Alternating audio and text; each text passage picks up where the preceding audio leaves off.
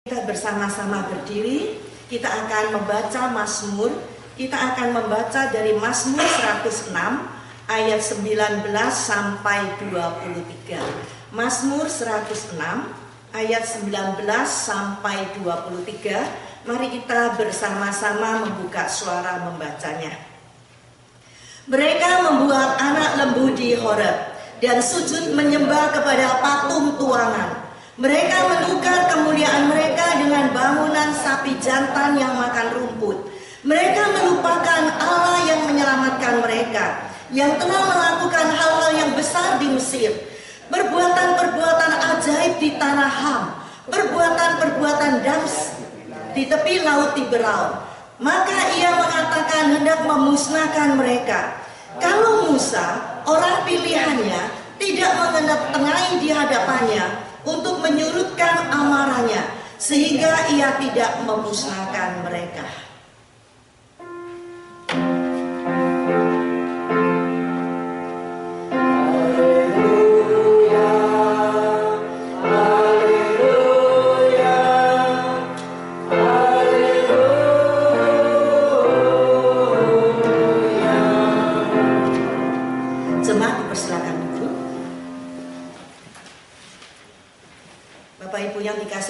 Hari ini saya akan mengajak Bapak Ibu sekalian, kita akan belajar satu tema, yaitu Allah mencari. Saudara, kalau kita melihat sepanjang sejarah hidup manusia, Allah kita yang hidup adalah Allah yang aktif, Allah yang berinisiatif, Allah yang penuh perhatian, dan Allah yang selalu memanggil manusia dan mencari manusia. Kita melihat mulai dari Taman Eden. Pada waktu Adam jatuh dalam dosa, Allah mencari manusia. Mengatakan, Adam, di mana kamu? Di manakah engkau, Adam? Saudara, Allah terus mencari manusia, terus memanggil manusia. Itu memang inisiatif Allah. Dan Allah kita adalah Allah yang aktif, yang tidak pernah diam, yang selalu memperhatikan manusia. Waktu manusia jatuh dalam dosa, manusia dicari, dipanggil oleh Allah supaya manusia boleh kembali kepada Allah, supaya sadar. Dan pada waktu turunan Adam terus berbuat dosa sampai zaman Nuh, Allah mencari orang benar. Memang hanya terdapat satu keluarga, namun Allah terus mencari. Allah mencari Nuh yang berjalan bersama Tuhan, dia yang lebih benar daripada orang lain untuk menyelamatkan orang sezamannya. Tetapi sayang, hanya 8 orang yang diselamatkan. Setelah zaman Nuh, saudara, kita lihat ya, seluruh dunia sudah dilenyapkan oleh Tuhan. Keluarga Nuh yang dianggap orang benar, namun terus juga berbuat dosa. Ya, kita tahu Nimrod ya, membangun menara Babel dan lain sebagainya. Akhirnya, saudara, Tuhan mengacaukan manusia. Terjadi berbagai bahasa. Setelah muncul berbagai bahasa, Allah memilih Abraham, memanggil Abraham supaya keluar dari tempat asalnya, Ur Kasdim, supaya dia dipanggil membentuk suatu bangsa pilihan Allah yang kudus. Jadi kita melihat Allah terus memanggil, memilih manusia. Meskipun manusia terus berbuat dosa, meskipun manusia terus murtad kepada Allah, ada yang agak lumayan sedikit dipanggil, dipilih, dianggap orang benar. Tetapi keturunannya juga tidak selalu benar. Tuhan terus mencari. Tuhan tidak pernah berhenti mencari. Akhirnya, saudara, Tuhan mencari juga Musa. Kita tahu zaman Musa ya, semua bayi laki dibunuh mati. Mengapa Musa luput? Bukan karena Musa lebih baik, bukan. Tetapi karena Tuhan mau memanggil dia. Tuhan memilih dia, Tuhan mengatur hidup Musa. Di antara semua bayi pria dibunuh mati, Musa hidup. Saudara, Tuhan punya rencana yang indah. Orang Israel di tanah Mesir menjadi budak. Ya. Hanya Musa yang mempunyai pendidikan tinggi di istana, karena Tuhan mencari dia, Tuhan memilih dia, Tuhan memanggil dia, Tuhan mengatur hidupnya. Saudara, kita lihat, saudara, di dalam kehidupan kita Tuhan punya rencana. Ya. Mengapa kita berada di tempat ini? Semua Tuhan mengatur, Tuhan punya rencana. Tuhan akan memilih kita, memanggil kita, mau memakai kita. Maka pada waktu Musa dipanggil oleh Tuhan, Musa bilang apa? Aduh, jangan pilih aku lah. Banyak alasan, nggak pinter ngomong lah. Nanti kalau Firaun ketemu aku gimana? Nanti kalau ini orang kalau nggak mau itu alasannya banyak, saudara. Akhirnya Tuhan ngamuk. Tuhan bilang apa? Siapa yang menciptakan lidamu? Kamu pergi, harus pergi. Dengan kata lain ya, mulai bayi diselamatkan ya, sudah diselamatkan, mau enak-enak aja ya. Sudah punya istri ya, punya anak ya, ditanami dia. Ngapain pulang lagi ke Mesir? Cari-cari garah saja ya. Tapi Tuhan bilang harus pergi. Saudara, Tuhan punya rencana indah atas diri Musa. Dia diselamatkan dengan satu tujuan, harus kembali ke Mesir, harus melakukan rencana Tuhan. Saudara, kita bersyukur, akhirnya mau nggak mau juga harus berangkat. Dan di dalam Mazmur 106 yang kita baca tadi dikatakan, Musa adalah orang pilihan Tuhan. Dia menengahi di hadapan Tuhan untuk menyurutkan amarahnya sehingga Allah tidak memusnahkan bangsa Israel. Saudara, Tuhan gak salah pilih ya. Memang kalau kita lihat Musa ya, pernah gagal ya. Namanya orang muda ya. Makanya kalau mengundang hamba Tuhan yang muda, yang baru lulus itu biasanya saudara ya, teorinya banyak ya. Oh, sudah belajar dari sekolah teologi ya, harus begini, mau mereformasi gereja. Akhirnya bukan gereja direformasi, dia yang direformasi ya. Karena orang muda semangatnya menggebu-gebu, apalagi seperti Musa, penuh dengan ilmu pengetahuan. Dia seorang yang pinter, mempunyai pendidikan khusus ya. Waktu melihat bangsanya dianiaya ya, dipukul oleh bangsa Mesir, langsung dihantam orang itu, matilah orang itu. Dia pikir dia mau jadi pemimpin. Itu bukan cara Tuhan. Maka saudara, kalau saya lihat Musa ya, wah, akhirnya saudara, Musa disebut oleh Tuhan sebagai orang yang paling lemah lembut di dunia melalui proses 40 tahun di Mesir. Setelah itu 40 tahun di padang gurun atau di Midian. Saudara, kalau kita lihat Musa dipilih oleh Tuhan. Mengapa dia bisa mengetengahi itu di dalam bahasa aslinya menutup lubang. Jadi kalau ada orang tengkar, satu mau menghantam satu, dia di tengah-tengah. Atau menutup lubang, menutup kelemahan orang lain, menanggung kelemahan orang lain. Itu artinya. Mengapa Musa, saudara, bisa menjadi orang yang demikian? Setelah umur 80 tahun lebih, nggak tahu 90 tahun atau 100 tahun, baru dia disebut oleh Tuhan orang yang paling lemah lembut di dunia. Nggak gampang, saudara. Dia bisa menjadi orang yang bisa mengetengahi umatnya waktu Allah ngamuk akan menghukum bangsa Israel. Dia menengahi. Sebenarnya dia seorang yang berambisi, yang emosional, ya.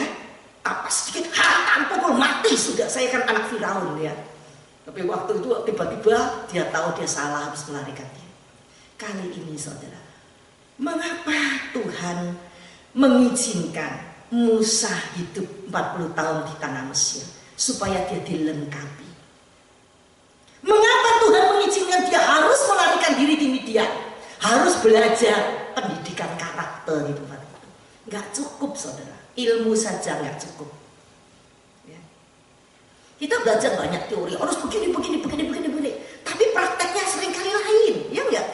Sebelum saya punya anak, saya belajar ilmu jiwa, pendidikan anak, senang di dalam pendidikan. Sudah punya anak pertama, rasanya semua ilmu gak cocok. So. Kayaknya ini gak ada di dalam ilmu itu, ya gak tahu. Tradisi cengkoran gak bisa diterapkan. Ilmu jiwa yang ini gak bisa. Karena apa? Praktek sama teori seringkali jauh berbeda. Ya. Maka Tuhan bilang sama Musa, ya pindah ke Midian. Setelah 40 tahun di Midian, belajarnya dia mungkin gak dapat gelar apa-apa, tapi dia di hadapan Tuhan orang yang berhasil. menjadi orang yang lemah lembut. Dulunya emosi, sekarang bagaimana bisa emosi, saudara? Tiap hari mengembala domba, diajak ngomong cuma begitu ya. Disuruh ini nggak nurut. Teorinya dia, ilmunya dia, logika yang dia ada gak bisa diterapkan. Tuhan bilang apa? Teorimu disimpan dulu, nanti untuk mendirikan kerajaan saja. Ya sekarang belum waktunya. Tuhan menggembleng Musa, sungguh-sungguh digembleng, sampai dia bisa menjadi seorang penutup lubang. Pada saat Tuhan memanggil Musa naik ke atas bukit Gunung Sinai untuk menerima 10 hukum Allah, dia naik 40 hari, 40 malam di atas gunung. Waktu itu saudara, bangsa Israel menyembah berhala. Mereka mengatakan pada Harun, Musa naik di atas gunung, gak tahu ada apa, istilahnya mati mungkin. Kalau dia mati ngapain kita di sini, tunggu apa ya enggak? Gak ada yang nyampaikan berita, gak ada HP waktu itu saudara, gak ada telepon ya. Dan Musa gak pernah ngabarin gimana kabarnya. Kita tunggu-tunggu sampai kapan di sini? Saudara, waktu saya lihat Alkitab, lihat Harun itu saudara, hati saya sedih sekali. Pemimpin apa ya? Ada orang mengatakan, kita jangan gampang kritik. Harun, kita ya nggak tahu kesusahannya Harun, ya nggak? Mungkin bangsa Israel, ayo balik aja ke Mesir. Daripada balik ke Mesir ya wis minta lembu emas, kasih aja. Daripada nanti pulang ke situ. Begitu ada penafsir mengatakan, itu ya secara logika benar juga mungkin ya. Saudara tahu, menggembala bangsa Israel, saudara, bukan hal yang gampang.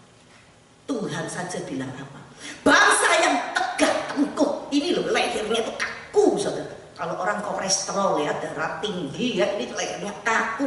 Wah pasti pusing, noleh gak bisa ya, pusing ini gak enak, itu gak enak. Itulah bangsa Israel ya. Banyak mujizat, lupa. Tapi kita baca Mazmur 106, sudah lihat banyak mujizat, lupa. Maunya apa? Ayo buatkan lembu emas, dibuatkan. Masih ngomong apa? Harun ya sama ngomong apa, saudara? Inilah Allah yang memimpin kita keluar dari Mesir. Ngomong apa itu? Jelas-jelas ini baru lahir loh Tuhan ya. Kadang-kadang saudara, kita lihat ya, kalau orang sudah di dalam ketakutan, itu ikut aja. Jadi pemimpin itu macamnya banyak saudara ya. Kalau Harun pemimpin yang bisa menyesuaikan diri ya. Biasanya orang senang begini ya. Suruh buat lembu ya buat ya, lembu emas. Suruh ini iya, suruh itu ya, senang sekali ya.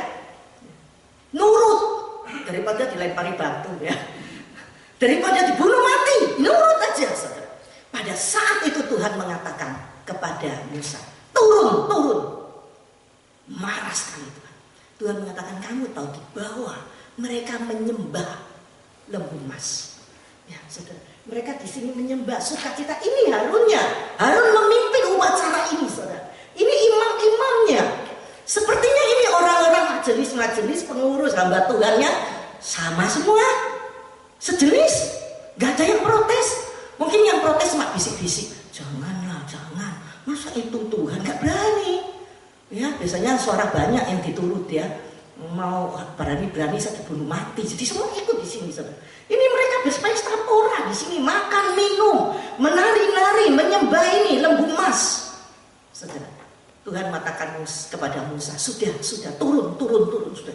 Aku tidak mau memimpin bangsa ini. Aku mau bunuh mereka semua. Nanti kamu saja Musa, kamu dan keluargamu saja yang masuk ke tanah Kanaan. Saudara, Musa mengatakan, jangan Tuhan. Jangan sampai melakukan hal itu. Waktu Musa turun ke gunung, disongsong oleh Yosua. Yosua menantikan di pertengahan gunung. Dia nggak tahu apa yang terjadi di bawah gunung. Yosua masih polos lagi, anak muda ya. Dia nggak tahu apa-apa, saudara. Dia mengatakan apa? Musa, di bawah suaranya rame-rame loh. Perang mungkin. Musa bilang, bukan perang. Itu penyembahan berhala. Musa, saudara, lihat bangsa Israel dimarah. 10 hukum Allah yang sudah ditulis oleh Tuhan ini, saudara, ya, dia lempar, saudara, ini lempar, dilempar ke bawah, hancur. Pasti bangsa Israel waktu itu kaget ya, ada apa ini? Ya, bukan gunung meletus, tapi batu yang jatuh ya. Mungkin di antara mereka ada yang takut, ada yang takut. Wah, Musa marah. Saudara, kalau kita lihat ya, pemimpin itu macam-macam ya. Ada yang seperti Harun, tapi Musa bukan orang demikian. Memang Musa orang yang dipersiapkan oleh Tuhan. Musa punya karakter keras. Ya. Orang karakternya keras itu juga ada baiknya. Jeleknya apa? Ketabrak sini yang ditabrak itu pecah. Ya. Tapi kalau punya pendirian keras, kalau dibentuk oleh Tuhan, dia akan menjadi orang yang berguna daripada orang yang pelin-pelan. Apa-apa nanti aja lihat keadaannya. Kalau semua setuju, oke. Meskipun bukan kehendak Tuhan, pokoknya kita setuju semua, oke, kita jalankan gitu ya. Musa bukan orang yang demikian. Dia turun, dia marah. Untung ada Musa. Di dalam Mazmur 106 dikatakan, untung ada Musa, pilihan Tuhan yang telah menyelamatkan bangsa Israel. Dia sebagai orang yang mau menutup lubang. Saudara, di dalam Alkitab kita lihat banyak orang yang Tuhan panggil, Tuhan pilih menjadi penutup lubang, yaitu berdiri di tengah-tengah supaya tidak sampai bangsanya dihukum oleh Tuhan. Seperti Abraham.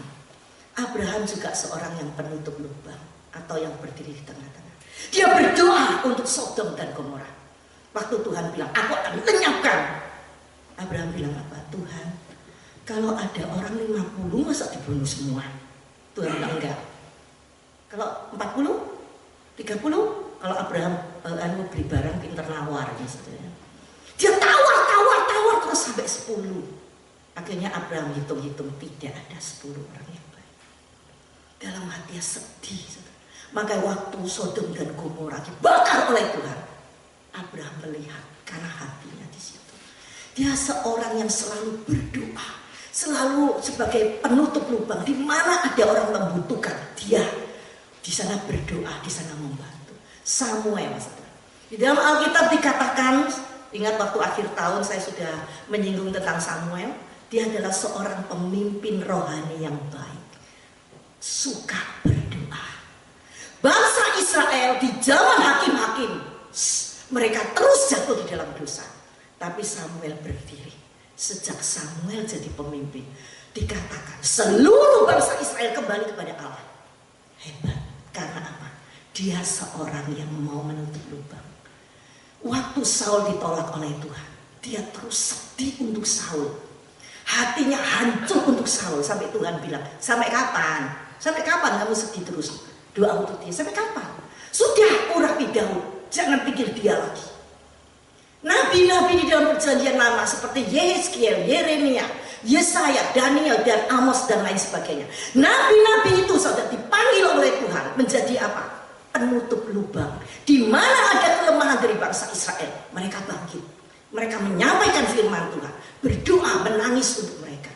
Dan Tuhan Yesus, anak Allah, datang ke dalam dunia. Dia sebagai penutup lubang, saudara. Tuhan Yesus datang ke dalam dunia ini. Dia tahu hati manusia banyak lubangnya, kosong, tidak ada yang bisa memuaskan. Dia datang ke dalam dunia. Dia menebus dosa manusia. Dia menutupi segala dosa kita. Dia memenuhi kita dengan Roh Kudus sehingga kita ada kepuasan. Yesus datang ke dalam dunia menebus dosa manusia. Manusia banyak kelemahan, banyak lubang, banyak dosa. Dia mati untuk kita, menggantikan kita. Semua dosa umat manusia ditanggung di atas salib. Dan di atas salib, saudara, dia juga berdoa bagi kita. Paulus juga. Paulus, dia rela terkutuk demi bangsanya. Dia mencintai bangsa kafir. Dia tahu bangsa kafir banyak kelemahan. Dia mau datang. Jadi artinya penutup lubang, saudara, atau menjadi penengah, itu artinya berdoa. Berdoa untuk orang lain, memohon pengampunan dosa, supaya Tuhan memberikan belas kasihan pengampunan dengan hati yang hancur untuk orang yang berdosa. Kita dipanggil harus punya hati yang demikian. Jangan kalau ada orang jatuh dalam dosa, rasain kapokmu kapan gitu ya. Hukuman Tuhan sudah datang, biar dia rasain. Itu bukan hati Kristus. Kalau Tuhan Yesus mengatakan demikian, saudara, dia tidak mau datang ke dalam dunia. Tetapi saudara, kita harus seperti Tuhan kita Yesus, melihat orang banyak penuh dengan belas kasihan, tergerak hati. Waktu kita lihat orang banyak, saudara, apa yang kita lihat? Seringkali potongan rambutnya, bajunya, modelnya, ya, mereknya yang dia pakai, ya, jalannya, ngomongnya. Kita harus mempunyai hati seperti Tuhan. Dan kita artinya menutup lubang itu, kita harus berani menegur, memberikan teguran nasihat firman Tuhan kepada orang yang mau masuk dalam neraka. Orang yang jatuh dalam dosa, saudara, kita bawa mereka kepada Tuhan. Jadi itu artinya, saudara, kita menegur, menasehati, menghibur. Memang, saudara, menegur orang itu termasuk karunia, ya. Saya mempunyai teman, saudara, pintar menghibur, tidak ada karunia menegur. Kalau saya karunianya menegur. Ada orang nggak benar, rasanya nggak enak gitu. Maka saya berdoa terus, karena apa? Menegur nggak disenangi orang, menghibur disenangi orang. Tapi itu karunia itu yang diberi, nggak boleh milih. Ada orang jatuh dalam dosa, kita kasih tahu. Atau orang itu sudah mau nyimpang, kita kasih tahu, nggak boleh. Kamu mesti gini-gini, orang itu nggak senang. Ya nggak? Orang nggak senang ditegur. Orang nggak senang dinasehati. Orang senang dihibur. Tapi kalau kita tahu orang itu mau masuk jurang, apa kita mesti hibur? Nggak apa-apa, maju terus, pantang mundur, begitu. Saudara, itu adalah perbuatan nabi palsu. Tuhan mengatakan kepada Yeremia, apa yang aku titipkan kepada kamu, sampaikan. Kalau tidak sampaikan, sampai mereka, bangsaku, jatuh di dalam dosa, dihukum, aku akan menuntut hukuman itu kepada kamu. Tapi kalau kamu sudah menyampaikan, mereka tidak mau bertobat, urusan mereka. Maka Yeremia itu dibenci sama bangsanya, saudara. Yeremia dimasukkan ke dalam sumur kering, dibuang sini, dibuang sana. Saudara, itu pekerjaan nabi. Di dalam perjanjian lama, saudara, imam disayangi sama rakyat. Karena imam itu kerjanya apa? Oh, kamu berdosa, ayo mempersembahkan korban, ya. Saya doakan, ya, bahwa korban didoakan, diberkati, ya. Tapi kalau nabi, itu juru bicaranya Tuhan. Tuhan bilang, tegur dia. Aduh, mantapnya. Negur. Bahkan ada nabi bilang apa? Aku nggak mau Tuhan. Aku nggak mau buka mulut. Saudara baca kitab Yeremia, kitab Yehezkiel, itu kasihan sekali. Nabi-nabi. Bahkan ada ratapan Yeremia. Yeremia itu terkenal suka nangis. Mengapa? Lihat bangsanya kayak gini. Diomongi gak mau nurut. Ya. Bahkan Musa pernah ngomong apa sama Tuhan? Tuhan, ini bukan anakku loh Tuhan. Bukan aku yang melahirkan bangsa ini Tuhan. Tapi Musa punya hati seperti Tuhan. Ya. Ini bukan hanya anakku. Dablek kalau kita gimana? Biarin aja, dihukum aja biar rasain. Tapi Musa enggak. Meskipun Musa bilang, aku Tuhan, aku stres Tuhan, lihat orang Israel ini, ya. Kalau waktu ada mujizat, puji Tuhan. Kalau waktu susah, ngomel. Sampai Musa bilang, Tuhan, apa yang bisa aku lakukan Tuhan? Saudara, melayani orang 1-2 tahun, 1 tahun, 2 tahun diomeli terus sudah pusing, ya. Apalagi saudara, 40 tahun. Musa kenyang dengan apa? Omelan. Ya. Bahkan seringkali mau dilempari batu, ya enggak? Kalau bukan Tuhan yang membela, Musa pasti mati, ya enggak? Tuhan membela. Bahkan musuh-musuhnya ditelan oleh bumi buka, mereka ditelan oleh Tuhan.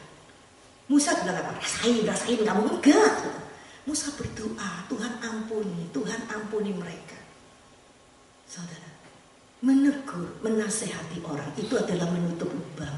Karena orang itu nggak tahu, saudara. Kadang-kadang nggak tahu, ya, kita harus beritahu. Kalau sudah tahu, dablek, ya, bandel, biarin aja. Doakan terus. Dan kita harus, orang yang menutup lubang itu harus rela berkorban. Ya. Saudara pernah dengar cerita, ya, di negeri Holland, ya, dulu terjadi itu bendungan bocor, katanya begitu, ya. Karena di bagian ada bagian-bagian tertentu itu tanahnya itu lebih rendah daripada lautan, lebih bendungan ya. Saya ingat waktu SD itu ada pelajaran itu ya. Lalu ada anak lihat ada bocor sedikit, ada air yang mengalir. Lalu sama anak itu ditutup. Anak ini ngerti, mungkin karena orang tuanya sering cerita ya, kalau itu laut, kalau masuk akan banjir, akan tergenang, akan mati. Anak yang kecil ini dia menutup sampai kedinginan, capek, mungkin kanan capek ganti kiri terus begitu. Sampai waktu ditemukan besok pagi dia sudah lemas. Kalau dia tidak menutup lubang, seluruh negeri itu akan tergenang dan mereka akan banjir dan mungkin banyak yang mati dan banyak kerugian. Saudara, hari ini di dalam gereja, di rumah tangga, di masyarakat dibutuhkan orang-orang yang mau seperti anak kecil. Dengarnya ini katanya cerita karangan Amerika, ada yang bilang karangan China. Saya nggak tahu karangan atau sungguhan, nggak tahu. Pokoknya yang jelas, di tengah-tengah kita, di gereja kita, pasti banyak lubang-lubang. Ada yang kecil, ada yang gede lubangnya. Bahkan banyak boroknya. Di rumah kita, keluarga kita, di masyarakat sekeliling kita, banyak lubang-lubang. Siapa yang mau menutup lubang itu? Saudara, kalau kita punya rumah bocor ya. Lalu anak kita yang gede bilang apa? Oh bocor man, gitu ya. Lalu mamanya bilang, Pak bocor, gitu ya. Lalu anak yang kecil bilang, oh iya bocor, cuma ngomong aja bocor aja, nggak ada yang naik, nggak ada yang betulin. Kalau musim hujan terus akan bocor terus. Yang dibutuhkan saat ini di dalam gereja, di dalam keluarga, di dalam masyarakat, orang yang mau bangun menutup lubang, yang mau mengetengahi, orang yang di tengah-tengah itu, saudara. Kalau ada hukuman apa, dia yang menimpa, yang menanggung, yang memikul semuanya itu. Jadi saudara, kalau kita lihat saat ini yang dibutuhkan itu adalah orang-orang yang demikian. Maka dikatakan di dalam Alkitab, di dalam Keluaran 32 ya. Di sini saudara, Musa mencatat tentang Musa di dalam Keluaran 32, 31, 32. Lalu kembalilah Musa menghadap Tuhan dan berkata, bangsa ini telah berbuat dosa besar. Musa pasti sedih, saudara. Dia mengatakan, bangsa ini telah berbuat dosa besar. Sebab mereka telah membuat Allah emas bagi mereka. Tetapi sekarang kiranya Engkau mengampuni mereka itu. Ampuni Tuhan, ampuni. Dan jikalau Tuhan gak bisa mengampuni mereka, tidak mau mengampuni mereka, hapuskan kiranya namaku dari kitab yang telah Kau tulis. Tuhan, kalau Tuhan gak bisa mengampuni mereka, aku saja yang menanggung. Buang aja namaku sudah Tuhan. Tadinya Tuhan menawarkan, saya bunuh mati semuanya, kamu saja yang hidup. Tuhan bilang enggak, bahkan aku rela mati demi bangsaku. Orang yang demikian yang dibutuhkan saudara di dalam gereja, di dalam keluarga, di dalam masyarakat. Kita sebagai anak-anak Tuhan saudara, kita dipanggil bukan untuk saling mencari boroknya orang, bukan untuk saling mencari lubangnya orang, kelemahan orang dikorek ya. Kalau kita ada lubang di tubuh kita saudara, ada borok dikorek terus gak diobati saudara, akan banyak kuman, bakteri masuk ya enggak, akan panas dingin, akan tidak sehat. Demikian juga dengan tubuh Kristus. Lupakan orang lain saudara. Semua orang pasti ada boroknya, semua orang pasti ada lubangnya, ada kelemahannya. Semua orang punya sifat yang berbeda. Ada orang sifatnya lemah lembut, kelihatannya manis, bagus, diserai kerjaan gak pernah beres. Ya. Ada orang keras kepala, ngomong apa-apa pasti gak setuju dia dulu. Ya. Itu wajar, saudara, wajar. Tuhan melengkapi kita sebagai tubuh Kristus. Ya. Ada yang diem di bawah, di dalam, kerjanya cuma dek, itu jantung kita. Kalau nggak dek mati saudara. Kita harus saling menerima seluruh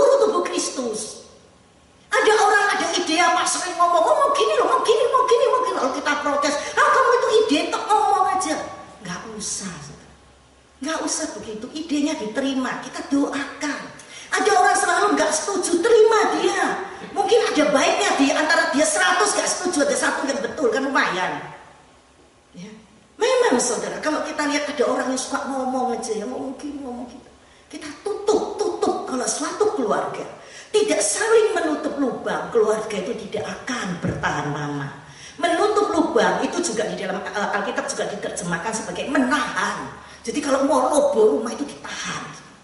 Saudara, kita mendirikan rumah tangga juga sulit, ya enggak? Untuk mempertahankan itu sulit. Ada seorang ibu mengatakan pada saya, aduh bu, saya ini nggak tahan, ingin cerai. Saya bu, ingin cerai? Kamu kan sudah bersama dia 50 tahun lebih. Iya, nah dulu sudah gak kuat. Saya bilang 50 tahun lebih kuat. Ini cuma tinggal berapa tahun aja, tahan terus. Iya nggak? Nggak mungkin sampai 50 tahun lagi dong, nggak mungkin dong. Saya bilang kalau 50 tahun lebih, kamu kuat bersama Tuhan dong, nanggung ya. Ditanggung terus bangunan mau roboh, ditahan terus kuat. Kalau 50 tahun lebih ya, tahan lagi. Nggak lama kok ini.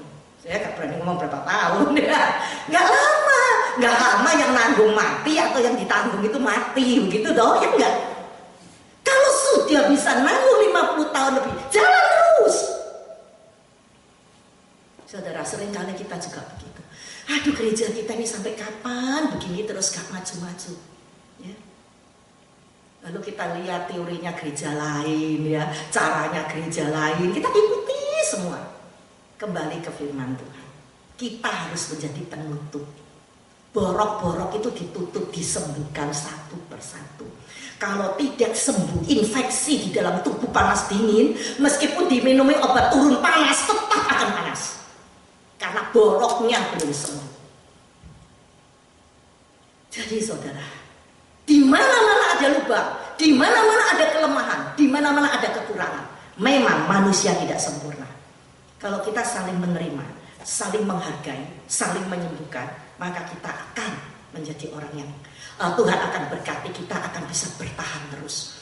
Di dalam Amos 9 ayat 11, pada hari itu aku akan mendirikan kembali pondok Daud yang telah roboh. Aku akan menutup pecahan dindingnya dan akan mendirikan kembali reruntuhannya. Aku akan membangunnya kembali seperti di zaman dahulu. Saudara, kita tahu waktu Daud jadi raja, wah jaya ya enggak? Semua orang rindu. Bahkan Tuhan janji kepada Daud, turunanmu akan terus menduduki takhta. Tapi akhirnya bangsa Israel tidak, toh, ya enggak? Yang utara ditawan, yang selatan turunan Daud juga ditawan ke Babil 70 tahun. Karena apa? Banyak borok, banyak dosa. Tidak ada yang berdiri menutup lubang. Tuhan mendatangkan hukuman. Setelah itu Tuhan berjanji melalui Amos, siapa yang akan mendirikan kembali pondok pondok Daud itu saudara, yang sudah roboh, yaitu adalah Yesus. Ini nubuat tentang Mesias. Di dalam Kisah Para Rasul 15, 16, 17 dikatakan, kemudian aku akan kembali dan membangun kembali pondok Daud yang telah roboh, dan reruntuhannya akan kubangun kembali dan akan kuteguhkan supaya semua orang lain mencari Tuhan, dan segala bangsa yang tidak mengenal Allah yang kusebut milikku. Demikianlah firman Tuhan yang melakukan semuanya ini. Ini adalah Tuhan Yesus. Amos menubuatkan bahwa Mesias akan datang, akan membangun kembali, memulihkan kerajaan Daud atau keluarga Daud. Yesus adalah keluar dari keluarga Daud, yaitu adalah kerajaan Israel rohani, yaitu kita ini, dan sudah digenapi oleh Tuhan Yesus. Maka di Kisah Rasul dikutip hal ini. Saudara, kita lihat Tuhan Yesus datang ke dalam dunia. Dia bilang apa? Bapa, ampunilah mereka, sebab mereka tidak tahu apa yang mereka perbuat. Ini salah satu contoh. Saudara tahu waktu Yesus di atas kayu salib, jutaan para malaikat sudah siap pedang akan membunuh manusia, karena manusia keterlaluan menganiaya, memperlakukan anak Allah begitu rupa. Kalau Yesus katakan, turun, bunuh manusia di dunia ini, akan habislah manusia, tidak ada kita hari ini, ya kan? Waktu Yesus ditangkap di Getsemani, dia mengatakan apa? Jangan kira aku gak bisa mengutus malaikat ya untuk membunuh kamu. Dia tidak mau. Malaikat sudah siap pedang semua, tinggal Yesus perintah, Yesus tidak melakukan. Yesus mau menjadi penutup lubang. Yesus mau menanggung semua kesalahan kita. Yesus tidak memperhitungkan borok-borok kita, kesalahan kita. Dia mengatakan, Bapa ampuni. Waktu Yesus doa demikian, saya yakin semua senjata malaikat dilepas. Mau apa? Mau apa anak Allahnya mau kok? Ya, kita nggak bisa membela dia. Saudara, kita lihat itu yang dilakukan oleh Tuhan Yesus. Dia tidak memperhitungkan kesalahan kita. Bahkan dia mengatakan apa yang mereka lakukan mereka tidak tahu. Hari ini kita sering jengkel sama seseorang. Kita ngeritik seseorang. Cari boroknya orang itu. Kita harus belajar. Mengapa orang itu melakukan hal itu? Dia tidak tahu. Rohaninya tidak sampai taraf itu. Doakan saja dia. Kita harus mengerti orang lain. Jangan terus orang ditafsir macam-macam ya. Bahkan orang baik ditafsir jelek. Boroknya cuma sedikit, dikurok-kurok ya, dicukil-cukil sampai dalam, sampai kelihatan tulangnya semuanya. Jangan seperti itu. Karena Tuhan Yesus kita datang sudah menutup lubang ke dalam dunia ini. Saudara Paulus mengatakan, bahkan aku mau terkutuk dan terpisah dari Kristus demi saudara-saudara kaum sebangsaku. Itu kita harus punya hati yang demikian. Seringkali saudara, untuk bangsa kita sendiri, untuk keluarga kita sendiri, kita nggak mau. Jangan bilang untuk seluruh dunia. Yehezkiel 22 ayat 30. Di sini Yehezkiel mencatat perkataan Tuhan. Tuhan mengatakan, aku mencari di tengah-tengah mereka seorang yang hendak mendirikan tembok atau yang mempertahankan negeri itu di hadapanku, supaya jangan kumusnahkan, tetapi aku tidak menemuinya. Saudara, saya yakin waktu Tuhan mengatakan perkataan ini, Tuhan pasti sedih. Setiap zaman, setiap waktu Tuhan terus mencari orang seperti Musa, seperti para nabi yang mau dipakai oleh Tuhan. Kita sebagai anak-anak Tuhan, Tuhan mau pakai kita seperti Tuhan Yesus. Anak harus mempunyai sifat seperti orang tuanya. Kita dilahir barukan. Kita sudah selamat, saudara. Sekarang kita harus mengerjakan keselamatan itu. Terus harus selamat di dalam kehidupan kita. Ya. Kita harus selamat di dalam komunitas kekristenan. Ya. Di dalam ini adalah Yehezkiel menegur para nabi palsu. Kamu tidak mempertahankan lubang-lubang pada tembokmu dan tidak mendirikan tembok sekeliling rumah Israel supaya mereka dapat tetap berdiri dalam peperangan pada hari Tuhan. Saudara, nabi-nabi palsu waktu bangsa Israel ditawan, mereka bilang apa? Oh, nggak apa-apa, damai sejahtera. Sebentar lagi kamu akan kembali dari Babil. Yeremia, Yehezkiel bilang apa? Enggak.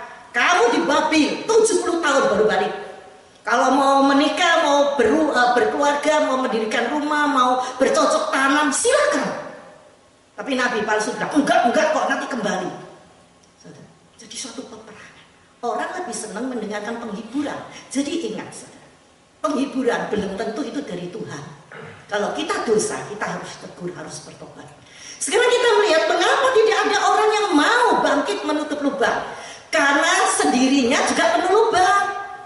Ya enggak? Sendirinya banyak cacat celah. Boroknya banyak. Sini cekot-cekot, borok satu aja cekot-cekot loh ya. Sakitnya bukan main, infeksi panas dingin. Mana ngurusin orang lain. Maka kita harus kembali kepada Tuhan. Kita harus bertobat, saudara. Menjadi anak Tuhan yang baik. Yang mau datang kepada Tuhan, semua dosa kita ditutupi. Tidak menjadi orang yang berlubang. Lalu mengapa tidak ada orang yang tidak menemukan orang yang mau menutup lubang? Karena mereka tidak lihat lubangnya. Datang ke gereja, nih homa ya, shalom, baik, oh baik semua baik ya. Nih kan wo kan nih hao gitu ya. Kamu lihat saya baik, saya lihat kamu baik, tapi setiap orang pasti ada borok. Ya. Apalagi kita orang Asia, boroknya sering ditutup pakai itu gempul ya.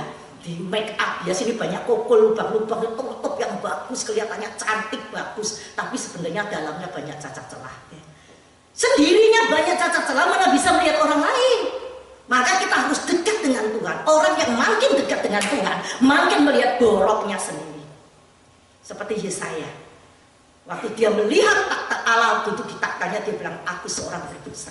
Waktu Petrus melihat Yesus melakukan mujizat, mendapatkan ikan banyak, dia bilang apa? Tuhan, undurlah daripada aku seorang berdosa. Makanya kita harus dekat dengan Tuhan. Setelah kita tahu segala kelemahan kita, kita baru mengerti orang lain, ya enggak? Orang ada cacat celah, oh ya aku juga begitu kok.